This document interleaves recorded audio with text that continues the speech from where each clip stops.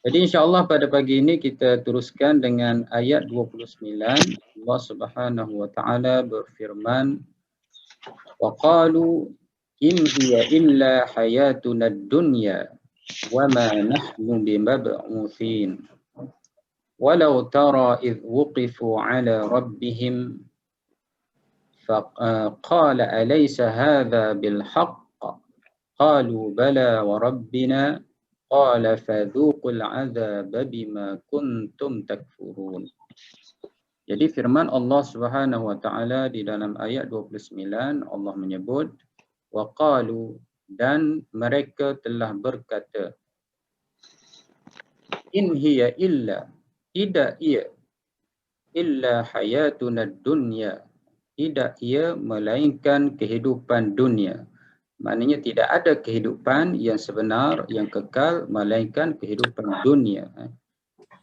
Mereka di sini kembali kepada musyrikin Mekah ataupun ahli neraka. Mereka berkata, in hiya illa, tidak ada kehidupan melainkan kehidupan dunia. Apa maksudnya? Maksudnya apabila seandainya mereka itu dikembalikan ke dunia, jadi kita perlu lihat ayat sebelum ini, di mana kafir Quraisy ataupun mereka ahli neraka ini meminta supaya dikembalikan ke dunia. Jadi Allah Ta'ala sebut bal badalahum, bahkan mereka itu tidak akan dikembalikan ke dunia dan mereka akan ditunjukkan apa yang mereka sembunyikan, apa yang mereka dustakan di atas dunia. Dan Allah Ta'ala bagi tahu Allah Ta'ala bagi tahu dua sebab ataupun dua alasan kenapa mereka tidak dikembalikan ke dunia. Pertama sekali, lau ruddu, sekiranya mereka itu dikembalikan ke dunia, sudah pasti mereka akan kembali melakukan apa yang telah dilarang ataupun ditegah oleh Allah Subhanahu wa taala. Itu yang pertama di dalam ayat 28. Maknanya ayat ini kita perlu lihat ayat sebelumnya di mana Allah Subhanahu wa taala bagi tahu lau tara idh wuqifu. Seandainya mereka, sekiranya engkau melihat wahai Muhammad, ahli neraka itu mereka berdiri di tepi neraka, mereka disekat, mereka ditahan di tepi neraka. Pada masa itu mereka melihat seksaan api neraka. Mereka melihat seksaan api neraka, mereka melihat bagaimana dahsyatnya api neraka. Pada masa itu mereka meminta alangkah baiknya seandainya kami kembali ke dunia. Dan Allah Ta'ala jawab pada ayat 28 yang kita pelajari pada minggu lepas, mereka tidak akan dikembalikan ke dunia, bahkan akan dizahirkan apa yang mereka sembunyikan, apa yang mereka dustakan. Dan Allah Ta'ala bagi alasan, pertama, seandainya mereka kembali ke dunia, mereka akan lakukan apa yang Allah Ta'ala larang. Walaupun mereka kata, kembalikanlah kami ke dunia untuk kami beriman, untuk kami percaya apa yang dibawa oleh Nabi Muhammad SAW, itu hanyalah kata-kata mereka apabila mereka berada di tepi neraka. Apabila mereka melihat azab api neraka. Apabila mereka melihat keadaan neraka itu, dan jelas kebenaran apa yang disebut, apa yang dibawa oleh Nabi Muhammad SAW, pada masa itu mereka minta supaya dikembalikan.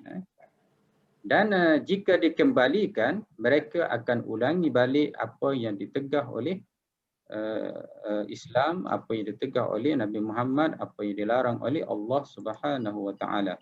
Dan Allah Taala sebut wa innahum lakadzibun, sesungguhnya mereka itu adalah memang betul-betul pendusta ataupun mereka yang menolak ajaran yang dibawa oleh Nabi Muhammad sallallahu alaihi wasallam. Maknanya di sini Allah Taala, kita belajar minggu lepas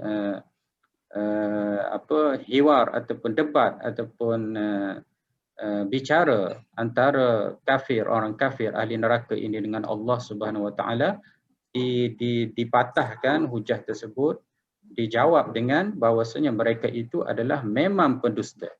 Maknanya di atas dunia pun pendusta, dan seandainya dikembalikan balik ke dunia selepas mereka merayu supaya kembali ke dunia pun mereka akan mendustakan apa yang dibawa oleh Nabi Muhammad SAW. Dan yang kedua, waqalu, dan mereka juga akan berkata, mereka juga akan berkata, apa yang mereka berkata? Sesungguhnya hidup ini adalah hanyalah hidup dunia, kehidupan di dunia. Tidak ada kehidupan melainkan kehidupan kami di dunia. Ini jawapan ataupun alasan yang kedua, seandainya mereka itu dikembalikan ke dunia, mereka tak nak mati. Bahkan mereka kata kehidupan kami hanyalah kehidupan di dunia. Dunia sahaja kehidupan kami dan kami tidak ada akhirat. Atas alasan semoga mereka ini dapat melakukan apa sahaja. Apabila tidak ada hari akhirat, maka tidak ada hisab, tidak ada pembalasan di atas segala amal perbuatan mereka. Pada masa ini mereka mengatakan kehidupan kami adalah kehidupan dunia atas alasan kami tidak ada lagi akhirat untuk membalas segala kezaliman, segala maksiat, segala dosa yang kami lakukan. Jadi ini alasan yang kedua, waqalu in hiya illa hayatuna dunya. Seandainya mereka itu dikembalikan ke dunia, mereka akan melakukan apa yang dilarang oleh Allah Subhanahu Wa Taala. Dan pada masa itu juga mereka akan berkata, apa yang mereka berkata? Sesungguhnya kehidupan kami hanyalah kehidupan di dunia. Wa ma nahnu bimab'utsin, dan kami tidak akan dibangkitkan, akan dikembalikan. Sebabnya mereka ini telah menolak hari akhirat. Jadi mereka kata hidup kami hanya di dunia dan kami tidak akan dibangkitkan. Itu ayat terjemahan secara ringkas ayat 29. Kemudian ayat yang ke-30, Allah Ta'ala sebut walau tara idh wuqifu ala rabbihim, dan seandainya engkau hai Muhammad melihat idh wuqifu ala rabbihim, ketika mereka menghadap Allah. Ini ada sedikit tashbih. Maknanya Allah Ta'ala cuba untuk menggambarkan mereka-mereka yang melakukan jenayah, melakukan dosa, melakukan maksiat ini. Allah Ta'ala cuba untuk umpamakan seperti penjenayah atas dunia. Mereka akan berdiri di mahkamah ataupun di depan hakim dan sebagainya. Jadi wahai Muhammad, seandainya kamu melihat ketika mereka itu berdiri mereka itu menghadap ataupun berdiri di depan Tuhan mereka. Ini hisab, maknanya dikira amalan mereka, dan kita tidak tahu bagaimana keadaan hisab itu berlaku secara detail ataupun secara gambaran tepatnya. Tetapi Allah Ta'ala cuba untuk mentashbihkan, memberi perumpamaan kepada kita seolah-olah seperti di mahkamah, seorang yang bersalah itu berdiri di depan hakim dan ditanya, disoal dan diputuskan hukuman. Jadi ini tidak berlaku lagi. Maknanya Allah Ta'ala, ayat ini diturunkan menceritakan tentang dakwah Nabi kepada kafir Quraisy, dan segala apa yang disebut oleh ayat ini belum lagi berlaku. Cuma Allah Ta'ala cerita, Allah Ta'ala sebut bagaimana keadaan orang kafir ini. Mereka akan dihimpun, mereka akan berdiri di depan Allah SWT, mereka akan berdiri di tepi neraka dan sebagainya.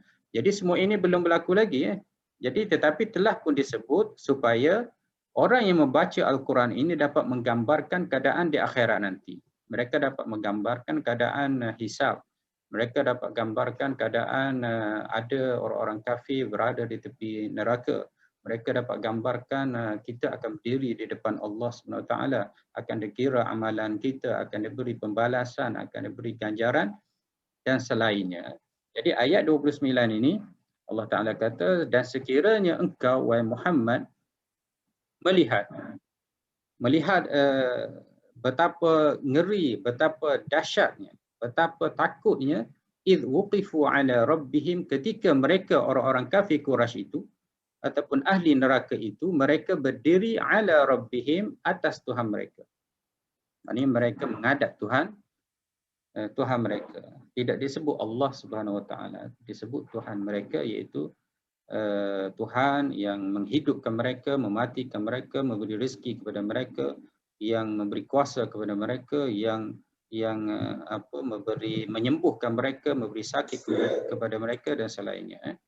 Jadi walau tara id wuqifu ala rabbihim qala, Allah Taala berkata, alaysa hadza bil haqq, apakah tidak ini benar? Ini adalah Allah Taala tanya mereka, mana kita gambarkan orang-orang kafir ini, mereka berdiri di depan Allah Subhanahu Wa Taala. Ini hanya tashbih, sebabnya di akhirat nanti tidak semua orang dapat melihat Allah, khususnya wajah Allah Subhanahu Wa Taala. Dan melihat wajah Allah itu adalah nikmat yang paling besar di syurga nanti. Jadi orang kafir ini, walaupun disebut di sini mereka berdiri ataupun mereka menghadap Allah Subhanahu Wa Taala, bukanlah bermakna mereka itu melihat wajah Allah. Mereka ini hanya sekadar perumpamaan apa yang berlaku di atas dunia. Maknanya orang yang bersalah, mereka berdiri di depan Allah Subhanahu Wa Taala, ataupun mereka berdiri di atas dunia ini, orang yang bersalah mereka berdiri di depan hakim ataupun di depan mereka yang memutuskan hukuman ke atas mereka. Jadi qala, Allah Taala berkata kepada mereka, ataupun Allah Taala bertanya, alaysa hadza bil haqq, apakah tidak ini benar? Jadi kita bayangkan mereka berada di depan Allah Subhanahu Wa Taala dan mereka telah di dunia mereka telah mengingkari hari kebangkitan, mereka telah menolak hari akhirat, mereka telah menolak syurga neraka, dan ayat sebelum ini mereka berkata bahawasanya kehidupan mereka hanyalah kehidupan dunia. Jadi apabila mereka menolak hari akhirat itu, Allah Taala pun tanya mereka, adakah ini benar? Maknanya adakah ini hari akhirat ataupun pembalasan syurga neraka yang kamu telah ingkar atas dunia ini? Apakah ini sebenarnya adalah satu kebenaran, perkara yang betul yang kamu sekarang ini dapat melihat sendiri bagaimana seksaannya? Jadi pada masa ini mereka berkata, qalu bala wa rabbina. Mereka orang kafir itu berkata, bala, bahkan, wa rabbina, dan demi Allah. Maknanya Allah itu adalah Tuhan kami, wa rabbina. Qala fadhuqu, maka Allah Taala pun berkata kepada mereka, fadhuqu, maka kamu rasalah al-azab. Kamu rasalah, maknanya selepas itu mereka akan dimasukkan ke dalam neraka. Qala fadhuqu, maka fadhuqul azab, oleh kerana kamu mengingkari hari kebangkitan di atas dunia, kamu melakukan maksiat di atas dunia, kamu kufur kepada Allah di atas dunia, fadhuqu, maka kamu rasakanlah sekarang al-azab, siksaan neraka, bima kuntum takfurun, dengan apa yang telah kamu kufur ataupun ingkar ataupun dustakan. Jadi itu adalah terjemahan ayat 20 dan juga ayat 29, masih lagi sambungan ayat sebelumnya. Okey, sekarang ini kita lihat apa dari sudut bahasanya. Ayat 29 Allah Taala sebut wa qalu, waw itu adalah atifah, iaitu huruf ataf. Dan qalu, mereka telah berkata. Bila huruf ataf dia kembali kepada ayat sebelumnya, dia ada ma'tuf, ma'tuf alaihi, di mana dia kembali kepada la'adu. Okey.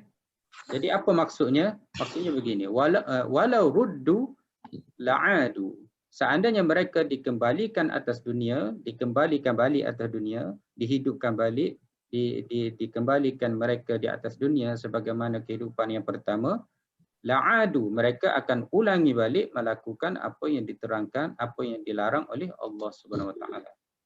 Dan yang kedua, walau ruddu laqalu, dan seandainya mereka itu dikembalikan atas dunia, mereka pasti akan berkata, in hiya illa hayatuna dunya, kehidupan kami hanyalah kehidupan di dunia sahaja. Dunia saja. Maknanya begitu, bila disebut wa atifah, maknanya wa ini adalah ada kaitan sebelumnya, Dia tidak sama dengan waw ibtidaiyah ataupun waw istinafiyah. Waw istinafiyah tidak ada, tak perlu dikembalikan ataupun dirujukkan kepada ayat sebelumnya. Jadi waw huruf ataf. Kemudian qalu mithlu adu. Qalu itu samalah dengan adu. Adu ini kita dah belajar sebelum ini, dia adalah fi'il madhi, fi'il madhi. Dan waw itu adalah fa'il. Adu ini, qalu itu adalah fi'il madhi madmum. Dan boleh tutup mic. Tutup tak bising. Ada suara sikit. Okey. Kemudian qalu itu mithlu adu, maksudnya adu maksudnya sama dengan adu. Dan sudut i'rabnya. Adu itu sama dengan nuhu. Kalau kita lihat kitab ni dia ada sebut nuhu, adu sama dengan nuhu. Mithlu sama dengan raddu dan sebagainya. Jadi yang pentingnya qalu itu adalah fi'il madhin madmumum. Kita dah belajar minggu lepas, madmumum itu mabniyun ala dhammah. Dan mana fa'ilnya? Fa'ilnya ialah wa di sini. Wa pada qalu itu. Wa itu adalah fa'il dan waw itu adalah ramai. Wawul jamaah menunjukkan mereka, dan mereka itu kembali kepada kafir Quraisy. Kembali kepada kafir Quraisy yang telah mendustakan Nabi Muhammad sallallahu alaihi wasallam. Ayat 29. Okey. Qalu mithlu adu in lin nafi. In di sini bermaksud nafi, tidak ataupun ma bermaksud ma, tidak. In ini ada banyak, ada in syartiyah dan di sini dia bermaksud lin nafi. Maknanya tidak. Ia mubtada illa lil hasri hayatun illa hayatuna khabar marfu' na mudhafun ilaih. Dan dunia itu adalah na'at lil hayati. Jadi ayat ini begini dia. Okey.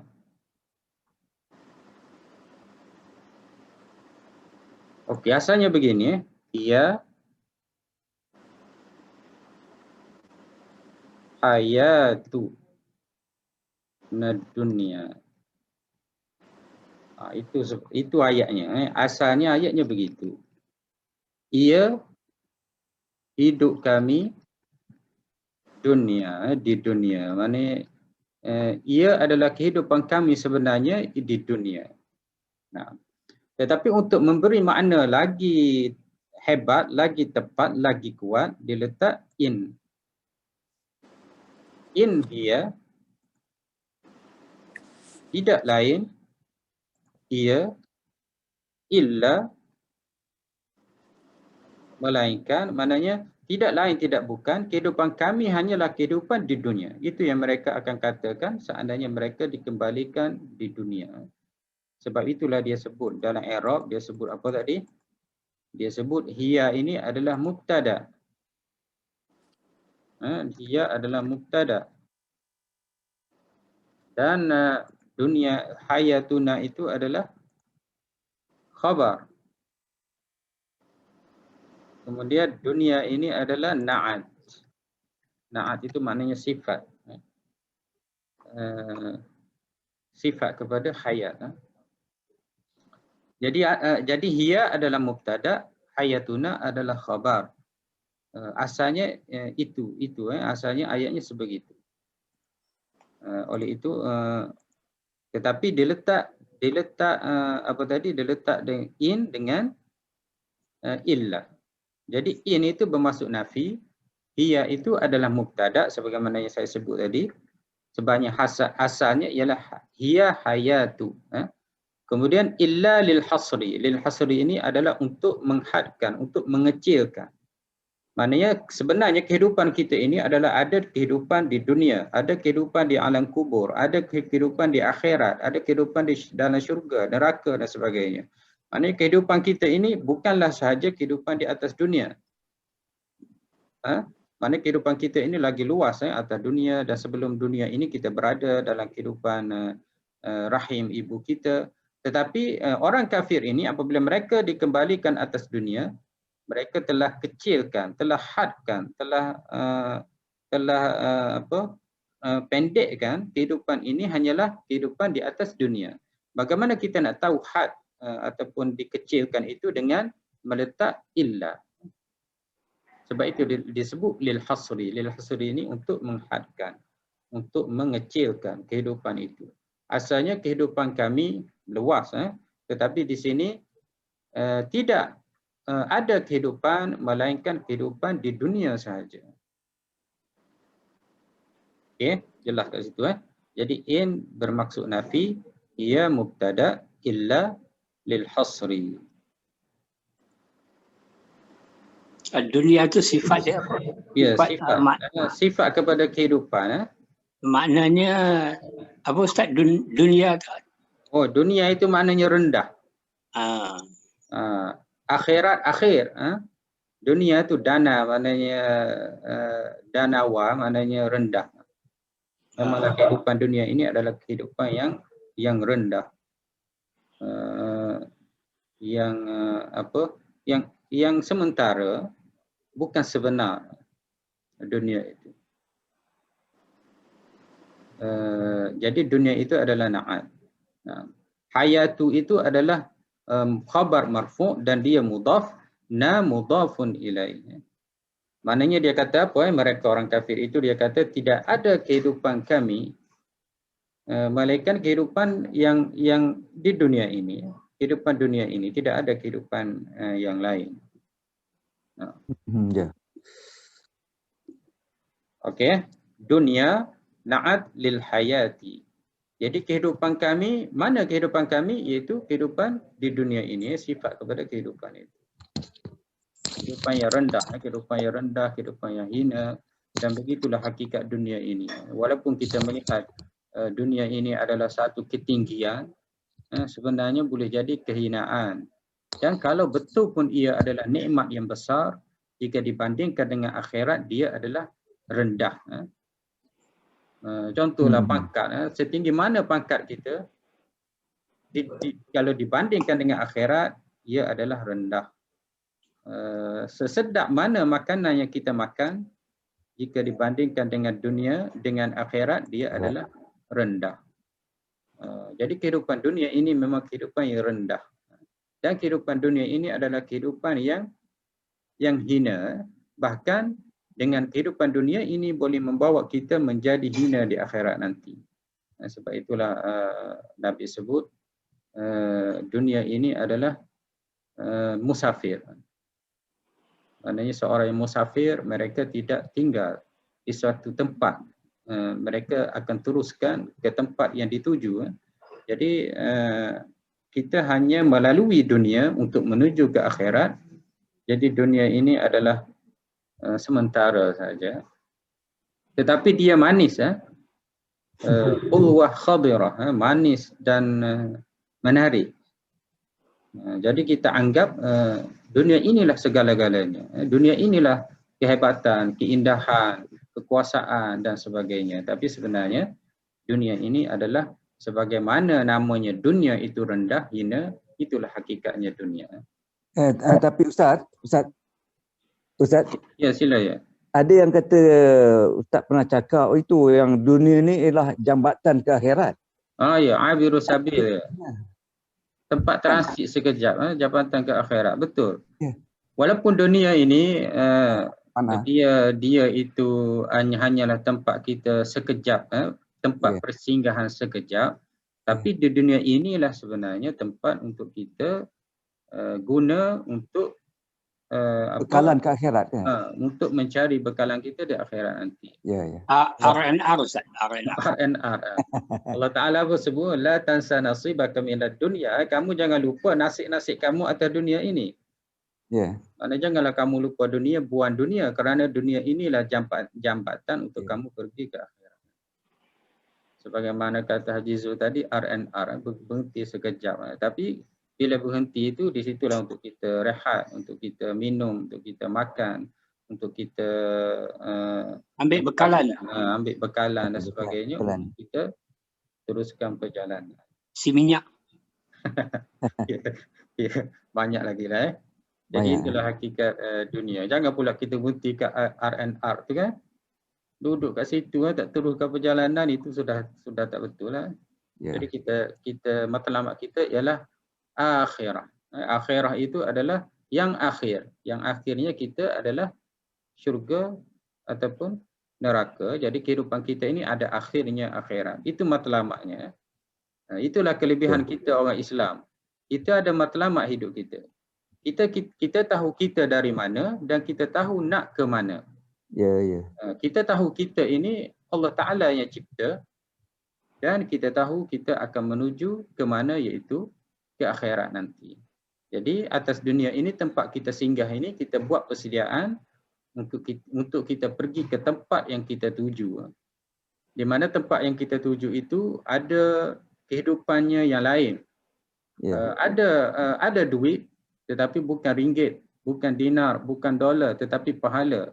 Ada rumah di mana rumah itu bukan seperti atas dunia, tetapi rumah itu ada tingkatan-tingkatannya, ada syurga Firdaus, ada istana dan sebagainya. Ada anak, ada isteri, ada makanan, ada buahan, ada sungai. Sungai pun bukannya sungai sebagaimana yang kita lihat hari ini. Sungai hanya satu jenis air saja.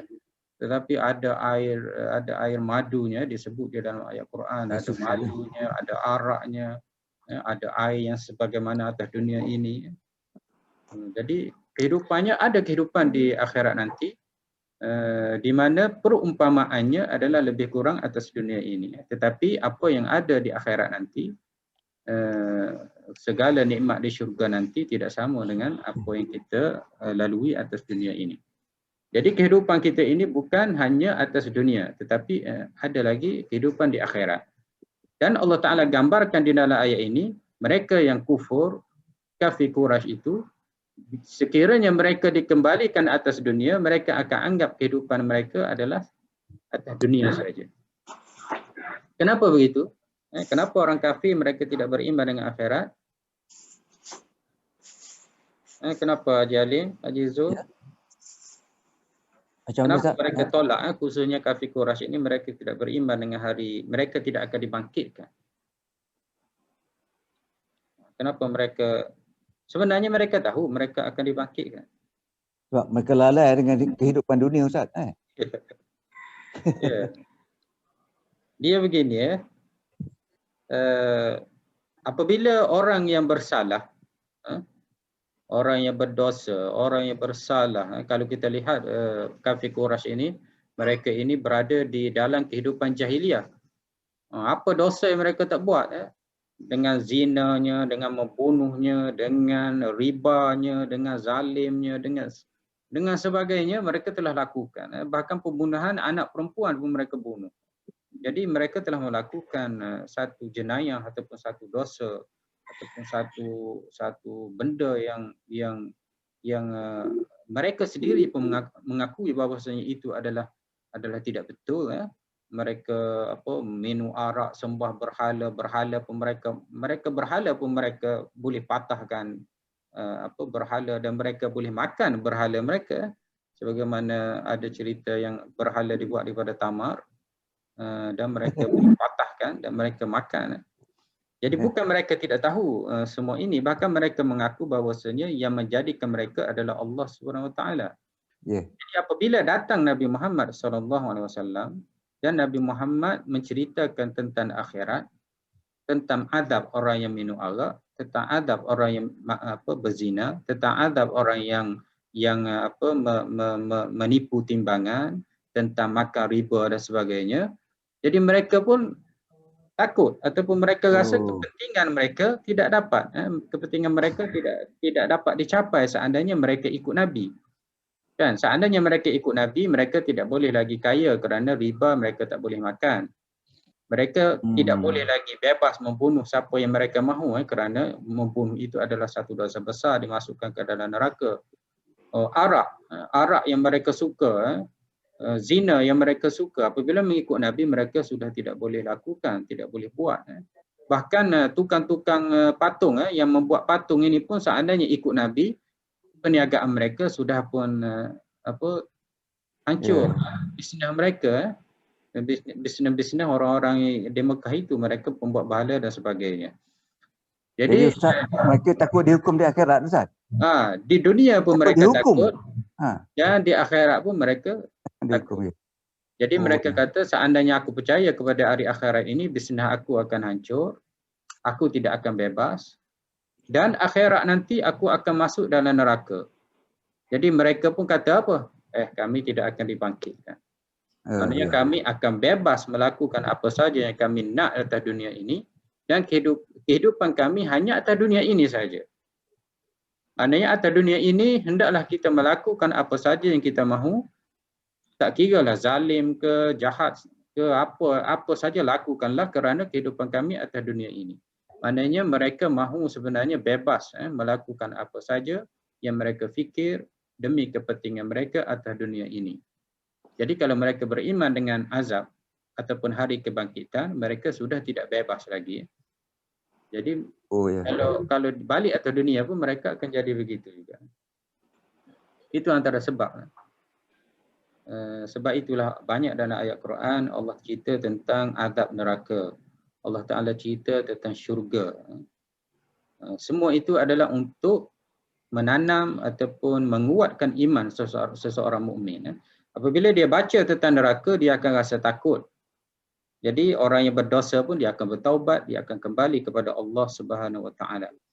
Apabila dia baca tentang syurga, dia rasa suka.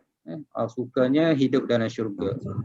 Seronoknya hidup dalam syurga. Betapa banyaknya nikmat dalam syurga. Apabila mereka baca tentang syurga, mereka akan berusaha untuk melakukan ibadat. Mereka akan terus tingkatkan amalan baik mereka. Kenapa? Kerana setiap amalan baik itu ada kebaikan, ada pahala. Dan pahala inilah akan menentukan seseorang itu di mana syurga yang berhak untuknya. Dan bila baca tentang neraka, mereka rasa takut. Dan mereka akan elak daripada melakukan dosa, dan seandainya berdosa, mereka akan bertaubat kerana mereka tidak mahu masuk ke dalam neraka Allah Subhanahu Wa Ta'ala. Jadi dalam Quran memang banyak. Bahkan dalam surah yang kecil pun ada kan. Macam surah Al-Humazah. Alladhi jama'a mala wa'addadah. Yahsabu annama lahu akhladah. Mereka ini orang-orang yang berdosa ini, mereka fikir mereka akan hidup kekal atas dunia ini. Yahsabu annama lahu akhladah. Kalla la yumbadanna fil hutamah. Mereka itu akan dibakar di dalam hutamah, neraka. Wa ma adraka mal hutamah. Apa itu neraka hutamah?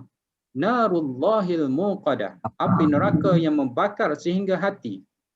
Maknanya api neraka itu, kalau kita lihat api dunia, dia hanya membakar kulit-kulit kita. Kulit-kulit kita dan jasad kita dan sebagainya. Tetapi api neraka ini, dia punya ganasnya daripada bawah dia bakar hinggalah sampai ke jantung-jantung dibakar untuk menunjukkan betapa takutnya kita kepada azab neraka ini.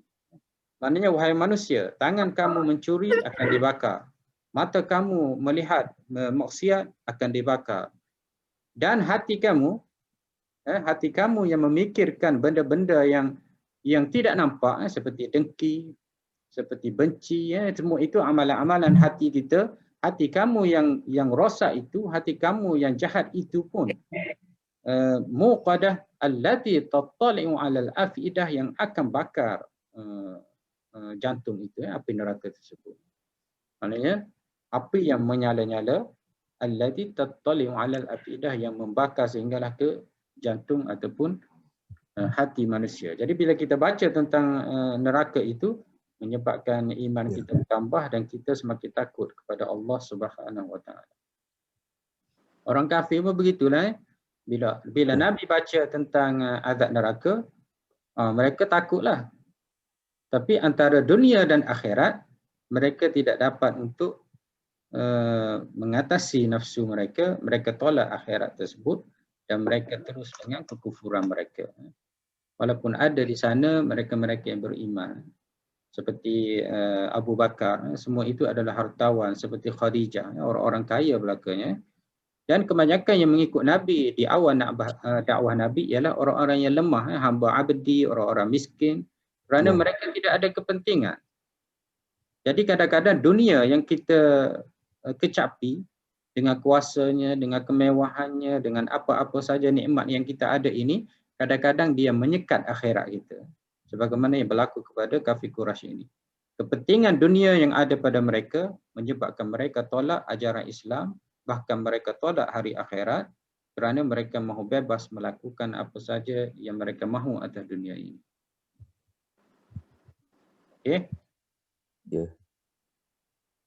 Jadi dunia sampai sini tadi, dunia itu adalah na'at kepada hayat, marfu'un. Marfu' itu maknanya dari sudut i'rabnya dia adalah marfu'.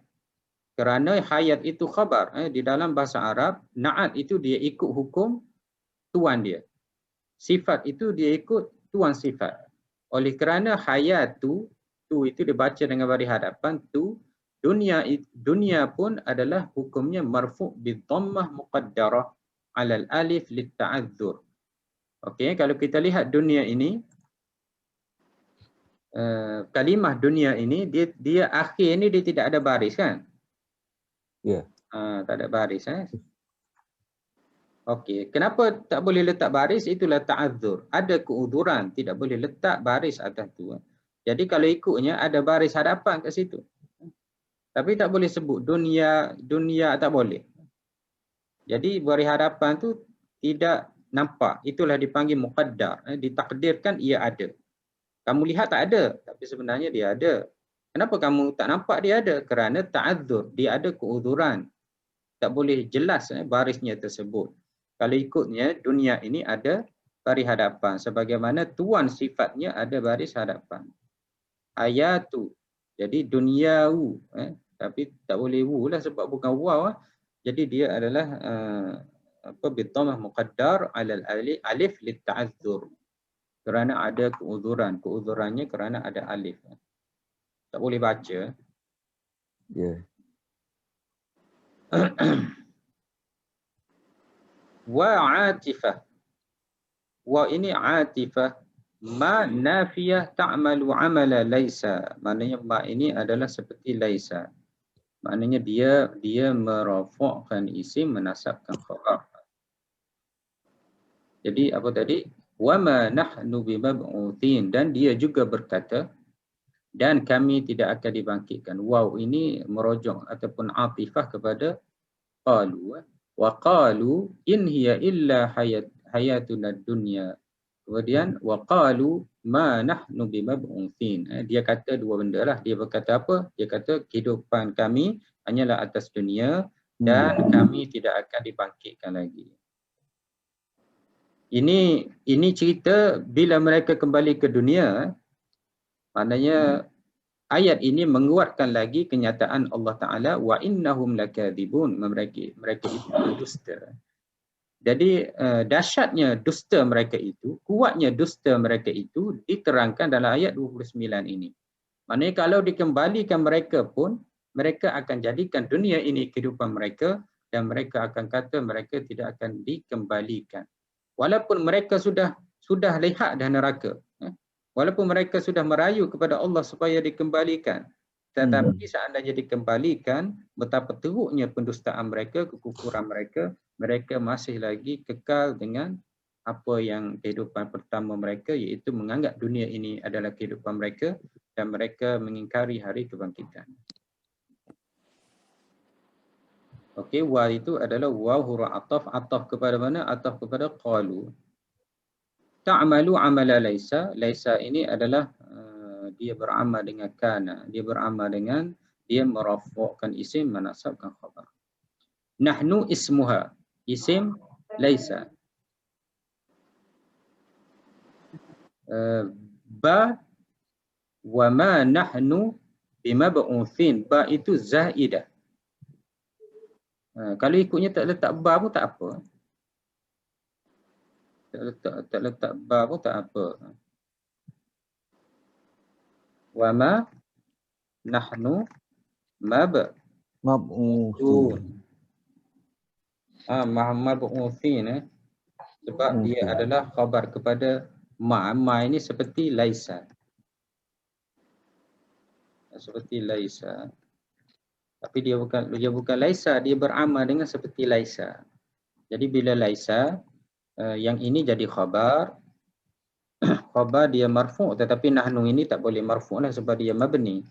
Yang ini khabar laisa, yang ini isim laisa, isim ma ataupun laisa tadi. Kemudian mab'uthin ini khabar dia. Khabar dia kena masuk hukumnya. Isim laisa ni marfu' hukumnya. Okey. Wa ma nahnu mab'uthin. Cukup, itu pun dah cukup dah. Ya. Cukup dah. Itu pun sudah cukup dah. Tapi ada B lagi Sebab itulah dipanggil ba' zaidah. Ba' itu nak tambah saja. Tapi sebenarnya di dalam Quran tidak ada yang tambah-tambah ni yang tidak ada makna. Jadi sebenarnya Allah Ta'ala nak beri makna lagi kuat. Penyataan mereka itu betul-betul mereka menafikan. Jadi asalnya wa ma nahnu bimab'utsin telah jadi wa ma nahnu bimab'utsin. Jadi macam tu. Jadi dia kata apa? Ba itu adalah zaidah. Zaidah untuk taukid, menguatkan. Dan tidak kami dibangkitkan. Maknanya kami betul-betul tidak akan dibangkitkan. Maknanya mereka itu mengingkari betul-betul bahawasanya mereka akan dibangkitkan di kehidupan dunia. Walaupun mereka telah melihat neraka dan sebagainya. Jadi ba zaidah, walaupun zaidah dia seperti huruf ja lah, dia menjadikan isim selepasnya majrur. Jadi mab'utsin khabar laisa majrurun lafzan. Dari sudut lafaznya mab'utsin adalah majrur bil ya mansub mahallan, tapi dari sudut kedudukan i'rabnya dia adalah mansub. Nampak Okey, ini ada ya ni. Huruf ya. Ya ini adalah tanda i'rab sebab dia jamak muzakkar salim.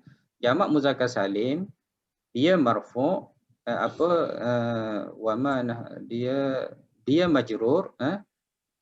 Jamak muzakkar salim dia majrur dengan ya dan dia mansub dengan ya juga.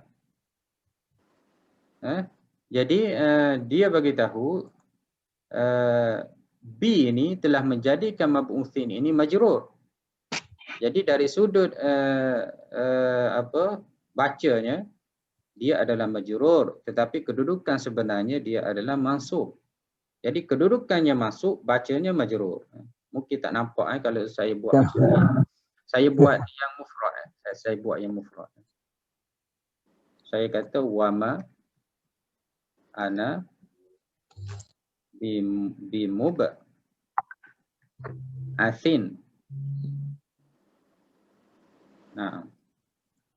Ada nampak baris bawah bima'atin. Kenapa saya baca baris bawah? Kerana ada ba ni huruf jar. Jadi dari sudut bacanya mub'atsin, tetapi sebenarnya dia adalah masuk baris atas. Sebenarnya dia adalah mub'atsan. Itulah maksud dia masuk tadi. Tapi mub'atsan ni tak nampak kan? Itulah disebut masuk mahallan. Kalau tengok kedudukan ayatnya, dia adalah khabar kepada ma yang beramal dengan laisa. Jadi bila khabar kepada ma beramal dengan laisa, dia kena baca baris atas mub'atsan. Oleh kerana ada ba sebelumnya, kita pun baca mub'atsin. Jadi kita baca mub'atsin, tetapi hakikat sebenarnya dia adalah mub'atsan. Kerana mahalnya, kedudukannya adalah khabar kepada ma. Itu maksudnya. Jadi lafzan itu apa yang kita baca? Kita baca mub'atsin. Lafzan kita baca mub'atsan. Mub'atsin kita baca mub'atsin. Mub'atsin tu. Ya. Dan mahallan itu sebenarnya mub'atsan, Kenapa mub'atsan? Kerana dia adalah khabar kepada ma. Ya, dia khabar ma, hendaklah baca mub'atsan. Tapi kenapa kamu tak baca mub'atsan? Kerana ada ba sebelumnya. Ba ini huruf jar. Jadi hujam menjadikan baris bawah Ustaz ya. Ya, tapi kalau kamu buang huruf jar, Ya. okey aja, tak ada masalah. Tapi kena Bagaimana yang saya sebut tadi wa ma nahnu mab'utsin. Tak terletak ba pun Jadi kalau kamu sebut wa ma ana mub'atsun, mub'atsan, okey. Tapi bila kamu letak ba, jadi kamu kena baca mub'atsin. Jadi bacanya mub'atsin, tetapi kedudukan dari sudut i'rabnya dia adalah mub'atsan mansub khabar ma. InsyaAllah nampak InsyaAllah Ustaz. InsyaAllah dia sedikit saja. Oleh kerana dia tambah ba, jadi kena bacalah mub'atsin. Kalau buang ba, jadilah mub'atsan. Tetapi di dalam ayat ni semuanya mub'atsin. Tetapi kenapa? Kerana dia jamak mudzakkar salim, tak nampak. Jadi kalau kita baca mub'atsin, boleh kita baca dengan majrur. Tapi kita kena ingat mub'atsin ini dalam kedudukan i'rabnya dia adalah masuk kerana khabar kepada ma. Okey. Wa ma nahnu bimab'utsin. Khabar laisa majruran lafzan, kamu bacanya majrur bi mub'atsina bil ya, dengan ada ya, mansuban mahallan, kemudian dari sudut i'rabnya dia adalah mansub, kedudukan i'rabnya. Jelas ada nak tanya? Tak ada. Kemudian ayat 30 Allah Taala sebut, yang ni penerangan dia saja, kita tinggalkan dia ni. Kemudian ayat 30 wa atifah. Waw di sini boleh dua, sama ada atifah ataupun istinafiyah ataupun istinafiyah. Istinafiyah maknanya ayat baru. Tidak ada kaitan di sudut i'rabnya dengan sebelumnya. Ini ayat baru, dia ada mubtada khabar dia ada fi'il fa'il dia. Jadi tak perlu lagi kamu cari kat mana dia merujuk ayat ini dari sudut i'rabnya. Jadi kalau sebelumnya waqalu dia merujuk kepada la'adu. Wa atifah ini dia merujuk kepada qalu. Jadi bila wa di sini istinafiyah, dia tak perlu lagi kita undur ke belakang. Jadi boleh dua, sama ada wa atifah ataupun istinafiyah. Kalau atifah mungkin merujuk kepada ayat 27, walau tara id wuqifu 'alan nar, ayat ni. Walau tara id wuqifu 'alan nar. Dan seandainya kamu Muhammad melihat mereka itu berdiri di tepi neraka. Ini yang pertama. Yang kedua, walau tara, seandainya kamu melihat wahai Muhammad ketika mereka itu berdiri depan Tuhan mereka, mereka menghadap Tuhan mereka. Maknanya Allah Taala cuba untuk beritahu kepada Nabi dua situasi itu. Ini sebenarnya tasliyah sebagaimana yang saya bagi tahu sebelum ini. Apabila Nabi berhadapan di dalam dakwahnya, Nabi berhadapan dengan kafir Quraisy. Kafir Quraisy telah menolak dakwah Nabi. Kafir Quraisy telah menuduh Nabi gila, menuduh Nabi sihir, menuduh Nabi dengan menghina Nabi dan sebagainya. Bukan setakat itu, kafir Quraisy telah menyakiti Nabi. Telah sehingga ke tahap kafir Quraisy mahu membunuh Nabi. Di mana Nabi Muhammad itu SAW mereka sayang sebelum ini, bila Nabi menyeru kepada Islam, kafir Quraisy itu telah berubah menghina Nabi, menuduh Nabi, mencela Nabi, sehingga ke tahap mahu membunuh Nabi SAW. Jadi pada masa ini Allah Ta'ala telah menghiburkan Nabi. Jadi sudah pasti Nabi merasa sempit, merasa sedih dan merasa duka sangat dengan apa yang mereka hadapi kepada mereka hadapi kafir Quraisy itu. Jadi bila turun ayat ini, Allah Ta'ala seolah untuk memujuk Nabi, menghiburkan Nabi, di mana Allah Ta'ala kata dalam ayat yang pertama itu, seandainya kamu lihat wahai Muhammad, maknanya Nabi Muhammad masih lagi di Mekah pada masa turun ayat ini. Tetapi Allah Ta'ala minta supaya Nabi cuba gambarkan, cuba fikir mereka yang menghina kamu, mereka yang menolak dakwah kamu. Cuba kamu fikir nanti, mereka yang menyakiti kamu ini, mereka akan berada di tepi neraka. Pada masa ini mereka akan minta supaya dikembalikan ke dunia. Dan mereka pada masa ini akan mengetahui bahawasanya dakwah kamu itu adalah benar. Itu yang, jadi bila Nabi gambarkan, Nabi fikirkan, maknanya dia akan menenangkan Nabi. Maknanya setiap apa yang dilakukan oleh kafir Quraisy ini, mereka akan diberi balasan. Dan yang kedua pula Allah Ta'ala sebut, walau tara idh wuqifu ala rabbihim. Jadi pertama Allah Ta'ala minta supaya Nabi gambarkan kafir Quraisy itu mereka berdiri di tepi neraka. Di mana neraka itu mereka telah dustakan. Dan kafir Quraisy itu mereka minta supaya dikembalikan ke dunia. Mereka akan beriman balik. Mereka akan jadi baik balik. Kemudian ayat yang ke-30 ini berdiri juga, tetapi berdiri di depan Allah Subhanahu wa Ta'ala. Di mana mereka telah menolak, mereka telah mensyirikkan Allah Subhanahu wa Ta'ala. Nanti orang kafir ini yang sembah berhala, yang menjadikan Tuhan selain daripada Allah Subhanahu wa Ta'ala ini, mereka akan berdiri di depan, mereka akan menghadap Allah Subhanahu wa Ta'ala. Mereka akan dihakimi, mereka akan dikira, diberi pembalasan. Dan pada masa ini mereka bukan lagi bercakap dengan Nabi. Mereka bukan lagi berdebat dengan Nabi. Mereka bukan lagi berurusan dengan Nabi sallallahu alaihi wasallam, tetapi mereka ini akan berhadapan dengan Allah Subhanahu wa Ta'ala. Apa yang Allah Ta'ala kata kepada mereka? Allah Ta'ala kata dengan alaysa hadza bil haqq, wahai kafir Quraisy, wahai orang-orang kafir semua, sekarang ini kamu telah lihat syurga neraka, kamu telah lihat hisab, kamu telah lihat mahsyar. Bukankah semua ini adalah benar?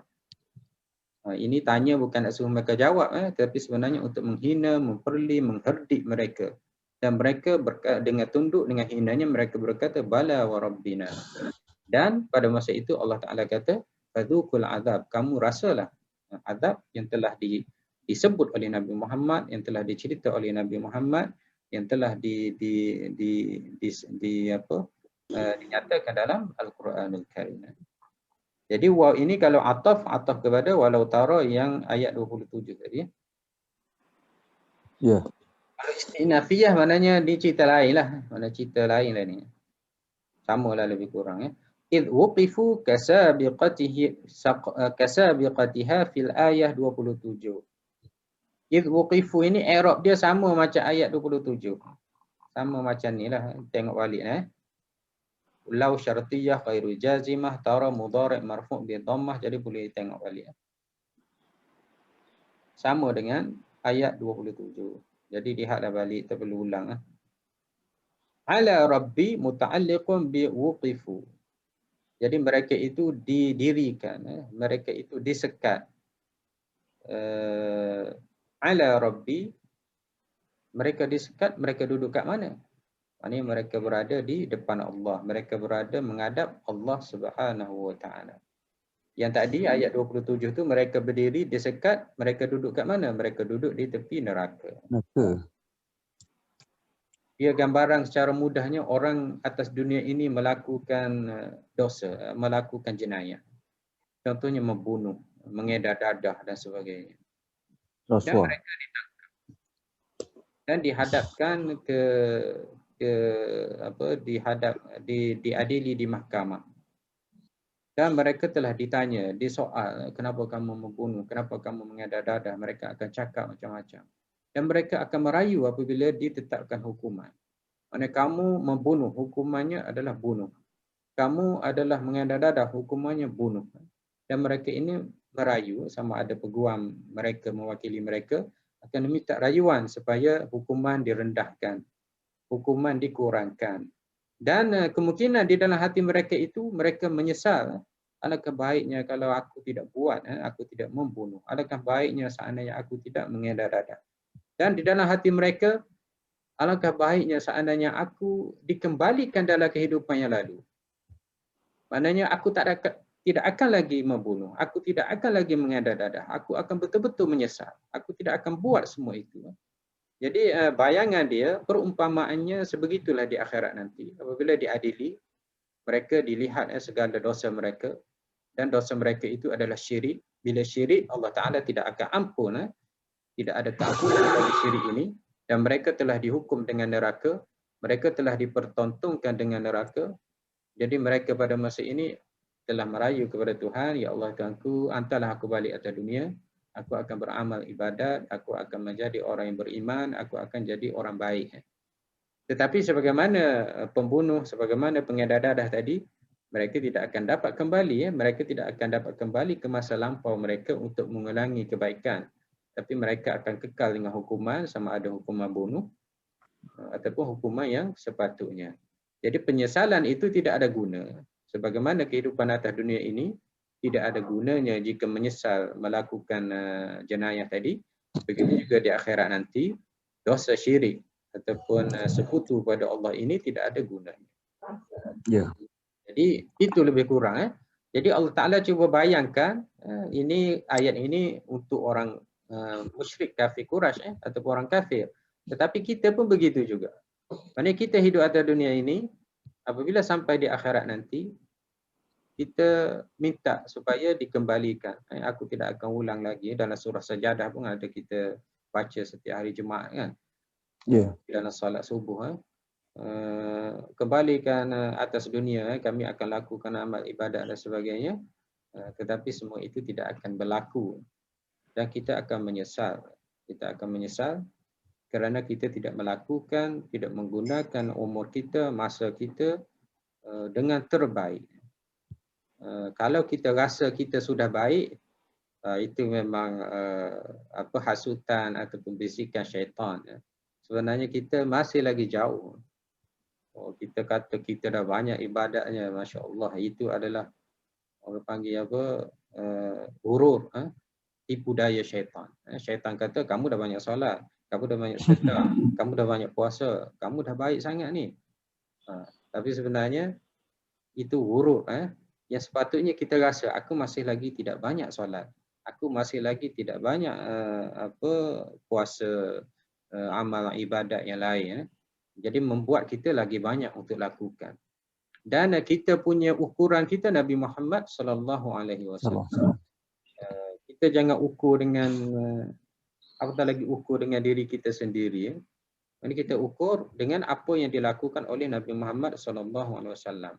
Contohnya istighfar. Nabi istighfar 70-100 satu hari. Dan kita ni rasa tak ada dosa kan? Berapa kali kita istighfar? Mungkin 5 kali setiap kali lepas solat. 5 kali 5, 25 kali saja satu hari. Jadi kita nak tanding Nabi macam mana? Sedangkan Nabi itu kalau tidak istighfar pun Allah Ta'ala sudah jaga dia punya dirinya daripada dosa.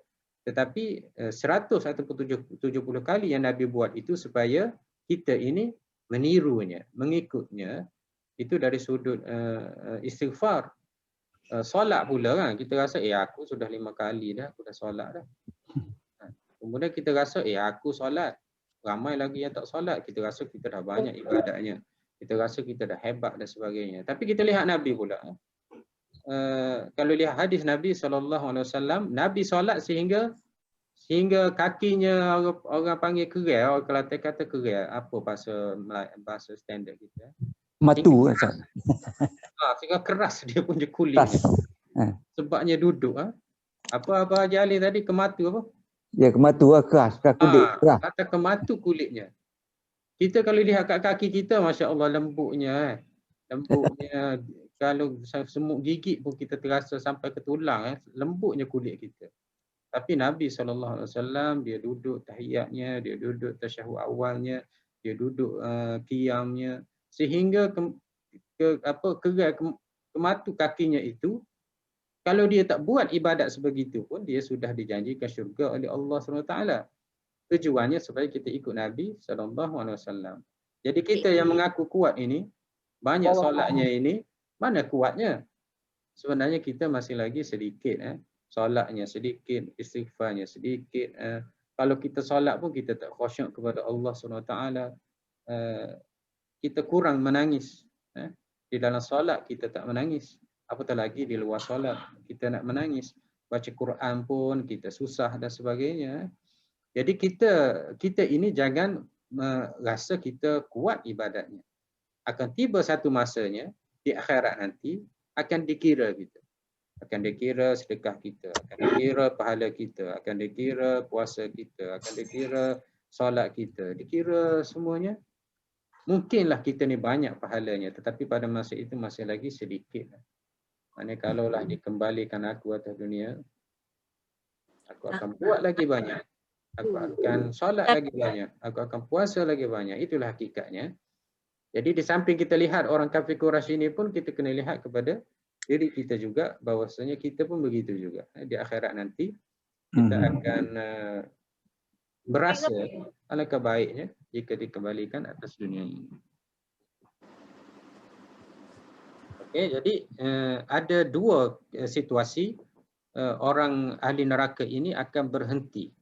Pertama, berhenti di tepi neraka. Yang kedua, berhenti menghadap Allah Subhanahu wa taala.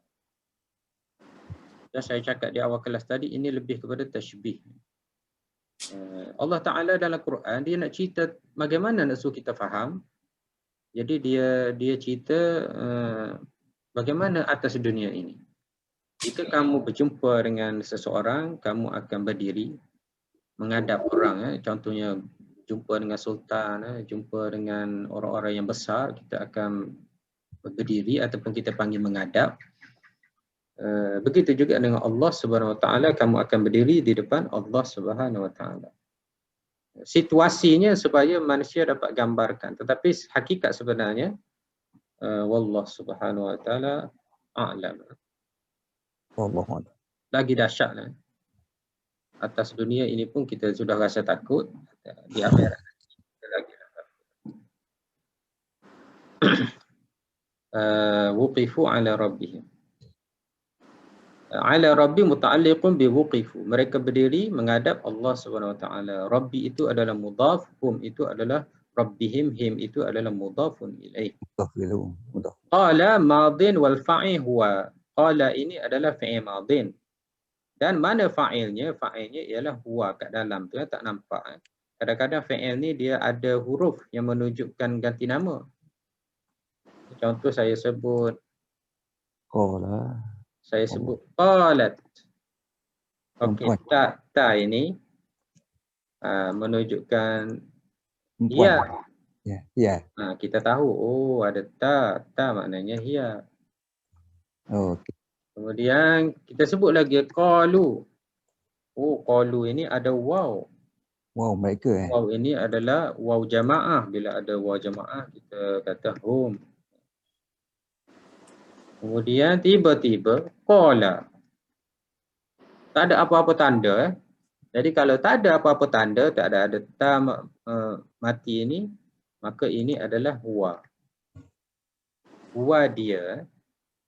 Dia, kita terjemahkan dia. Dia lelaki. Jadi fa'il di dalam qala ini pelaku dia, maknanya qala telah berkata. Siapa yang berkata? Yang berkatanya adalah huwa. Huwa itu siapa? Allah. Allah yang berkata kepada mereka. Orang-orang kafir Quraisy ini Allah Taala yang berkata. Allah Taala yang bertanya. Jadi kita sudah dapati, kita sudah boleh bayangkan pertanyaan ini bukan untuk mereka jawab. Bukan pertanyaan seorang murid kepada guru. Bukan pertanyaan seorang anak kepada ayah ataupun ibu. Tetapi pertanyaan ini daripada yang tinggi, iaitu yang agung, Allah kepada yang rendah. Jadi bila pertanyaan itu daripada yang tinggi kepada yang rendah, sudah pasti dia bukan untuk tanya. Bukan untuk jawapan, tetapi untuk menghina. Menghina, untuk mengherdik, untuk memperli dan sebagainya. Arab panggil taubikh. Di sini pun dia sebut lil istifham. Alif itu lil istifham taubikhi. Taubikhi ini maknanya laumi, cela. Ya, kehidupan dunia pun berlaku jugalah. Seandainya seseorang itu tak dengar kita cakap. Kita kata jangan pergi, jangan pergi. Nanti kalau pergi kamu akan sakit. Tiba-tiba dia pergi juga. Dan dia pun ditimpa sakit. Dia pun jumpa kita. Aku dah sakit. Kita pun tanya dia. Bukankah dulu aku kata jangan pergi? Betul kan? Kita tanya dia. Tanya tu sebenarnya bukanlah untuk dia jawab. Tapi kita nak nak supaya dia rasa lagi. Ya, dia rasa sedar lagi, ya, dia rasa dia menyesal lagi, dia rasa sedih lagi, ya. Jadi pertanyaan-pertanyaan itu atas dunia pun berlaku. Kita dengan anak kita sering kita tanya, guru dengan muridnya sering kita tanya, kita dengan isteri, isteri dengan suami sering kita tanya. Jadi pertanyaan kita itu kadang-kadang kita bukan nak jawapan, tapi kita nak suruh sedar, kita nak bagi peringatan, kita mahu rasa sedih, kita ada sebab-sebab yang lain. Jadi pertanyaan Allah di sini adalah lil istifham taubihi. Apa maksud taubihi? Maksudnya cela ataupun hina. Maknanya orang kafir itu mereka sudah nak masuk neraka. Mereka sudah diputuskan ahli neraka. Mereka sudah pun ditanya sebelum ni, mereka sudah ditanya, mereka sudah mohon supaya dikembalikan ke dunia, dan mereka sudah pun ditolak permohonan mereka. Mereka sudah dikatakan mereka ini memang berdusta. Mereka dikatakan seandainya mereka kembali ke dunia, mereka akan kembali menolak hari kebangkitan dan sebagainya. Jadi situasi yang sebegitu mereka hadapi, dan semua itu adalah memberikan, menjadikan hati mereka itu betul-betul hina, betul-betul takut, betul-betul ngeri, betul-betul menyesal dan sebagainya. Kemudian Allah Ta'ala tanya lagi. Apa tujuan tanya ini? Untuk menjadikan mereka itu lagi rasa sakit, lagi rasa hina, lagi rasa takut, lagi rasa menyesal. Apa yang Allah Ta'ala tanya? Adakah ini benar? Jadi mereka sudah pun tahu kebenarannya sebab mereka sudah melihat neraka. Mereka telah lalui hisab dan sebagainya. Jadi ditanya lagi. Maknanya benar semua kan? Ada hisab yang engkau nafikan. Ada syurga neraka yang telah engkau ingkar. Ada soal jawab dan sebagainya. Jadi pertanyaan ini adalah untuk menghina, mengherdik kafir Quraisy itu sendiri, dan juga menjadikan mereka itu takut, menyesal dan sebagainya. Laisa madin naqis jamid. Laisa ini adalah fi'il madin. Pertama dia naqis, yang kedua dia jamid. Ada dua istilah kat situ. Saya terangkan di sini secara ringkas. Pertama naqis. Naqis saya dah terang sebelum ni. Naqis ini maknanya dia perlu kepada mubtada' khabar. Naqis ni maknanya dia perlu kepada mubtada'. Mubtada' tu jadi isim laisa. Kita bahas tentang laisa ni. Laisa dia adalah naqis, maknanya dia perlu kepada isim iaitu mubtada', dan dia perlu kepada khabar. Khabar ini khabar laisa. Yang kedua jamid. Jamid ini dia beku. Beku maknanya dia tidak ada fi'il mudhari'. Laisa ni tak ada. Dia laisa fi'il mudhari', fi'il madhi saja. Laisa huwa laisa. Huma laisa. Laisa. Kemudian hum laisu. Begitulah seterusnya. Dia hanya ada fi'il madhi saja. Ia laisat. Huma laisata. Kunna lasna. Jadi dia hanya ada fi'il madhi saja. Fi'il mudhari'nya mana? Fi'il mudhari'nya tak ada. Tak ada. Bila fi'il mudhari'nya tak ada, dia adalah jamid. Apa maksud jamid? Jamid itu maksudnya beku.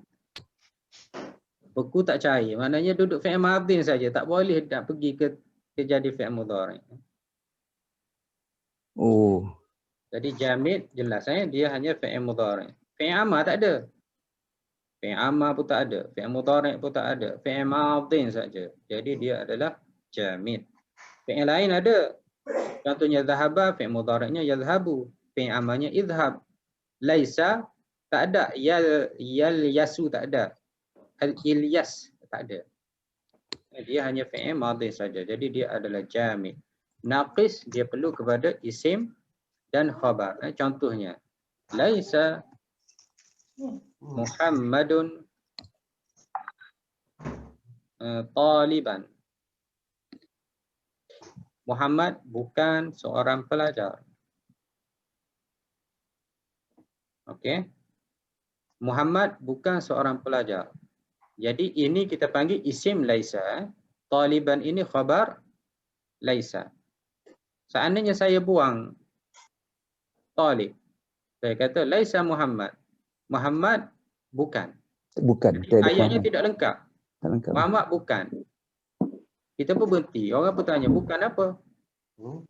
Engkau cakap Muhammad tu bukan apa? Bukan pelajar ke? Bukan doktor ke? Bukan guru ke? Bukan baik ke? Bukan rajin ke? Kamu hendaklah tambah khabar dia. Taliban. Barulah orang rasa jelas ayat kita kan. Maknanya Muhammad bukan seorang pelajar. Tapi kalau kita berhenti tak sebut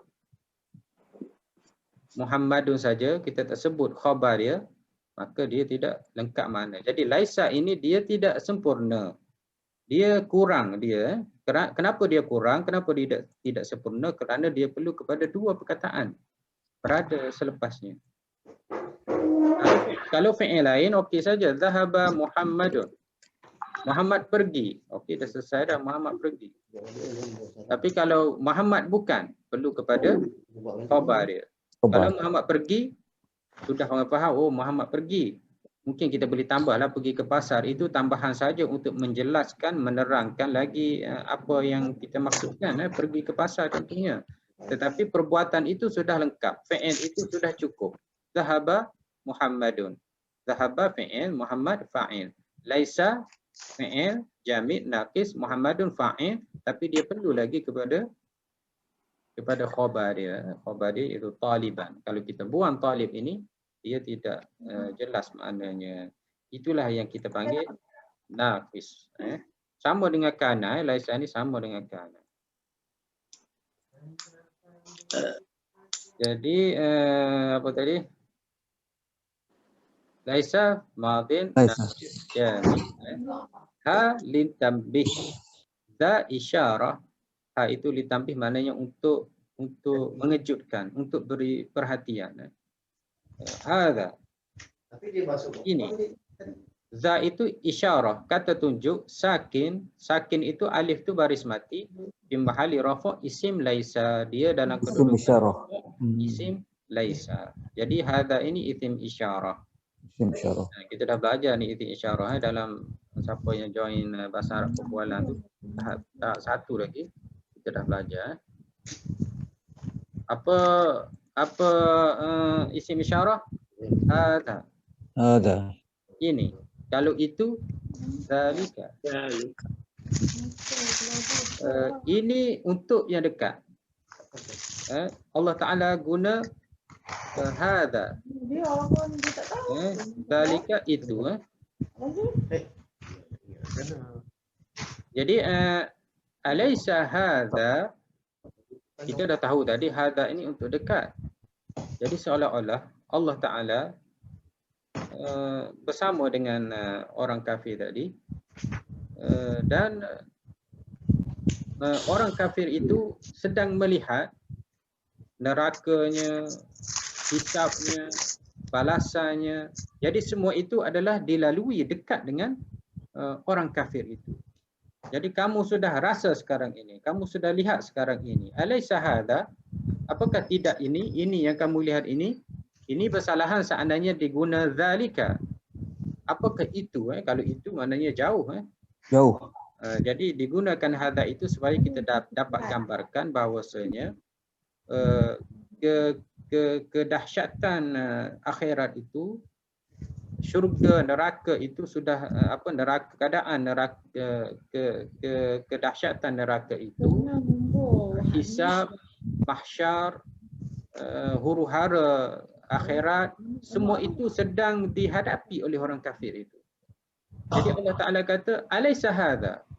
Apakah tidak ini yang kamu sedang hadapi, yang kamu sedang lihat, yang kamu kedaras ini adalah benar sebagaimana yang kami cerita di dunia dahulu? Maknanya mereka sedang menghadapi semua itu, tiba-tiba ditanya sebegitu adalah untuk menghina mereka, untuk menjadikan mereka itu lagi sakit. Bukan saja sakit luaran tetapi sakit dalaman. di mana hati mereka akan merasa sangat menyesal, hati mereka akan rasa sangat takut, dan mereka akan berada di dalam keadaan zahir dan batinnya adalah terseksa. Jadi bukan setakat hadapi fizikalnya dengan segala masalah, segala huru-hara, segala azab dan sebagainya, mereka juga akan diguna soal, ditanya untuk menjadikan hati mereka itu lagi sedih dan sebagainya. Jadi hadza ini adalah isim isyarah untuk dekat.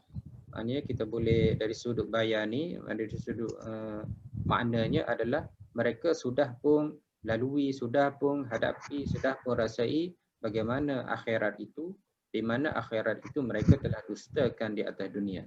Sekarang ini mereka rasa dan ditanya, adakah ini bukan satu kebenaran di mana pada dunia dahulu kamu telah mengingkarinya, kamu telah dustakan.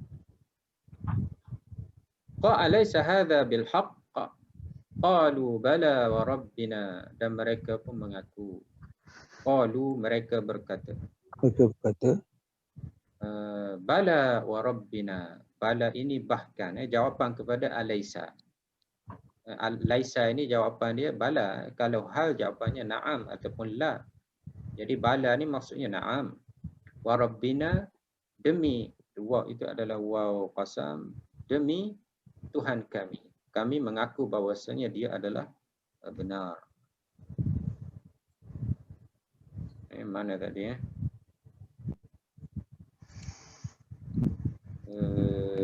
hilang dah. Hilang tu mana kena berhenti tu ya. Hadza bi zaidah, sama macam tadi. Al-haq Ya. majruran lafzan mansuban mahallan khabar laisa. Qalu mithlu adu bala harfu jawabin, huruf jawab. Waw lil qasam wal jar, rabbi majrur bil waw. Muta'alliqun bi aqsam, aqsamu muqaddaran. Maknanya ada sebelum wa itu aqsamu bi rabbi. Gitu maksudnya. Aqsam bi rabbina. Na itu mudhafun ilaihi. Jadi rasanya perlu banyak i'rab ni Banyak i'rab ni Ustaz. Ya, mungkin separuh lah. Maknanya hari ini kita masuk ayat 30 separuh saja sampai kepada qalu bala wa rabbina. Jadi insya-Allah pada minggu depan kita akan sambung qalu bala wa rabbina dan ayat yang ke-21. Sebabnya agak panjang lagi, ada selepas nifah fasihah. Jadi pun satu istilah yang istilah ni kalau kita faham satu kali, dia akan ulang selepas ini. Kita akan jumpa lagi fa fasihah, ba zaidah, afifah, istinafiyah, istifham taubihi, jami' naqis yang saya terangkan tadi kan. Jadi semua itu dia akan ulang selepas ini. Jadi kalau boleh kita cuba faham maknanya selepas ini kalau saya ulang sedikit pun kita telah pun jelas. Jadi fa fasihah ini pun dah jumpa sebelum ni. Cuma saya rasa lama dah kita tak jumpa dengan fa fasihah ini dan perlu juga kepada penerangan apa maksud dengan fa, sebab fa ni ada huruf ataf, ada jawab syarat dan juga dipanggil fa fasihah. Okey, jadi insya-Allah pada minggu depan kita sambung ayat qalu bala wa rabbina dan insya-Allah kita teruskan dengan ayat 31. Insya-Allah subhanahu wa ta'ala. Jadi sebelum kita tamatkan kelas, ada soalan nak tanya? Ustaz, nak tanya sikit. Tafadhal. Tadi yang isim laisa ni dia naqis kan? Jadi dia sama macam inna. Dia sama dengan kana. Inna naqis juga tak? Dari sudut inna bukan. Bukan Bukan naqis ya. Inna dia huruf, huruf taukid. Laisa ni dia fi'il naqis. Dia kata kerja. Tapi fungsi dia terbalik Fungsi dia terbalik Kalau inna dia menasabkan isim. Kalau laisa dia murafa'kan isim. Okey, yang kedua lagi satu Ustaz, yang ba' zaidah.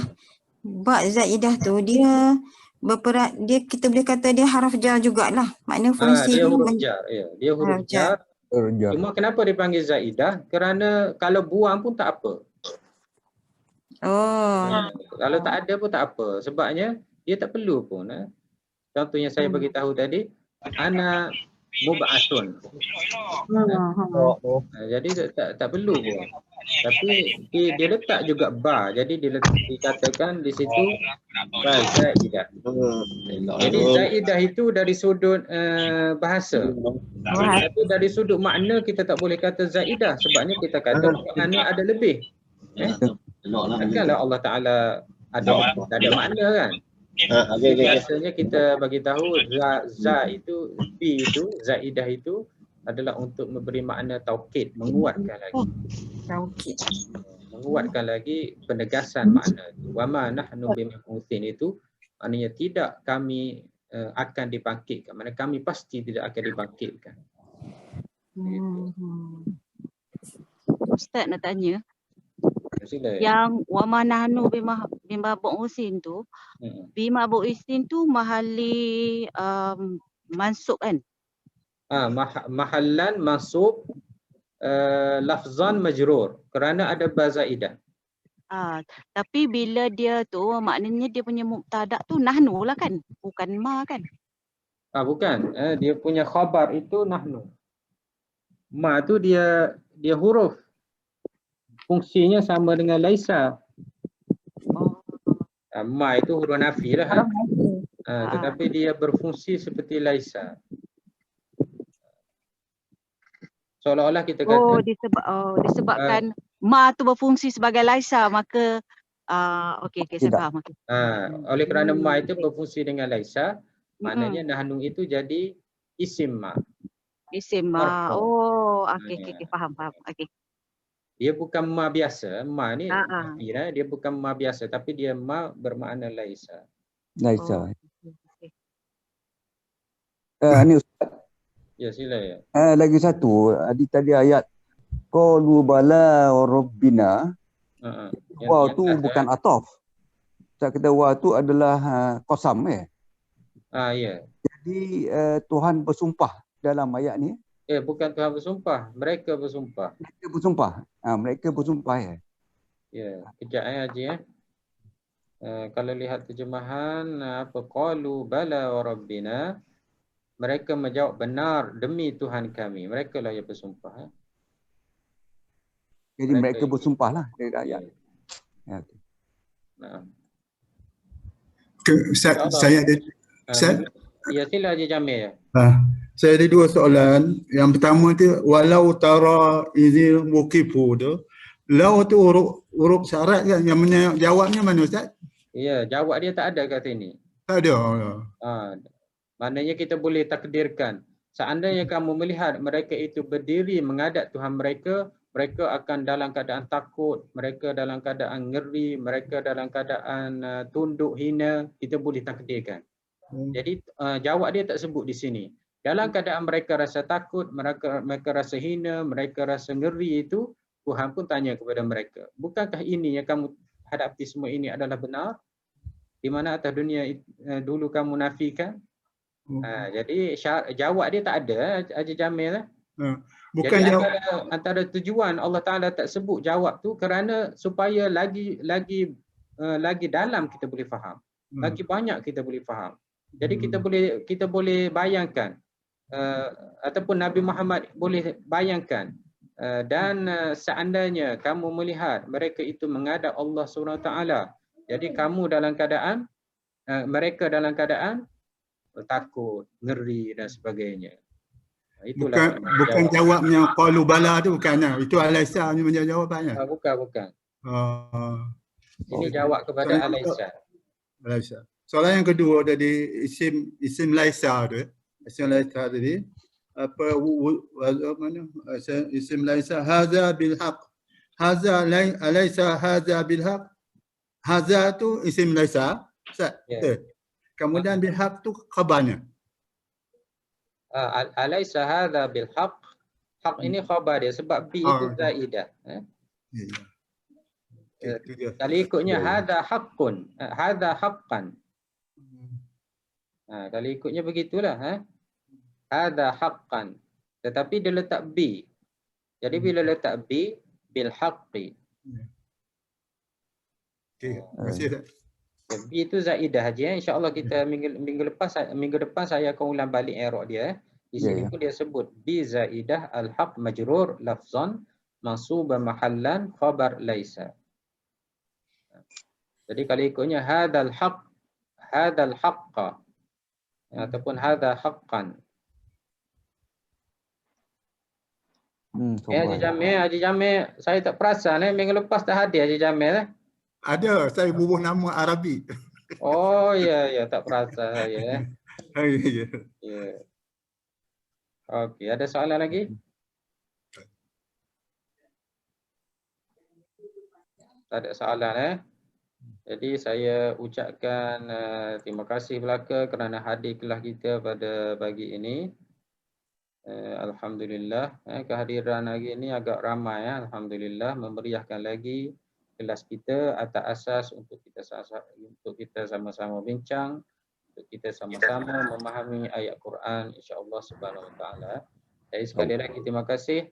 Barakallahu Terima kasih banyak Ustaz. Sama-sama ya wa jazakumullahu khair. Assalamualaikum warahmatullahi wabarakatuh.